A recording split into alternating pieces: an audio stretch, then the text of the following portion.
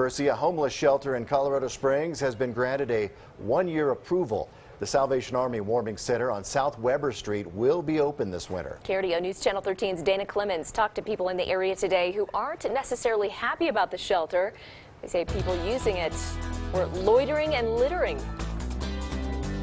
As the sun shines down on this warming center, it's hard to imagine this site being a necessity.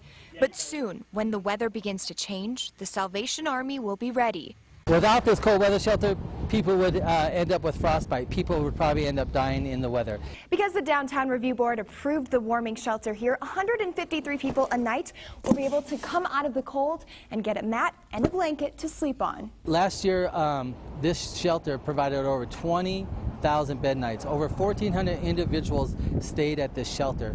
Over 107 veterans stayed here. And so it's a vital need. But the decision wasn't without controversy.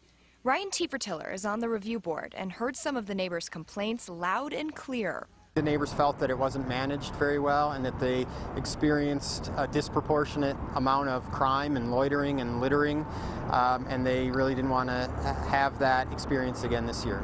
So before any approval was given, a plan had to be put in place. The management plan includes everything from additional security, additional staff. They're not proposing to serve meals on the site. There's a whole number of actions that the Salvation Army agreed to minimize impacts on the neighborhood.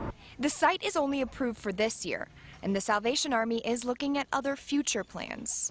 The solution, I really think, is more beds, more permanent housing, and we just don't have that yet. That was Dana Clemens reporting. Anyone can appeal that decision within the next 10 days. Then council will have a hearing to decide if the warming center can open or not. Want to get you outside right now. We have a look now from the air at that Black Hawk that went down about 50 miles northeast of Colorado Springs. This happening right near the Elbert and Douglas County line. Unclear exactly how many injuries or the severity of injuries. Fort Carson confirms it's one of their Black Hawks. They're calling this a hard landing. As you can see for yourself, you can understand why dispatchers, emergency dispatchers, were calling this a helicopter crash. We're working right now to get you more information, obviously, on this. Hopefully everybody on board is okay. We do have a news team heading that way, and we're working to get more information from Elbert County and Douglas County as well. So hopefully all is well out there. Hopefully no severe injuries with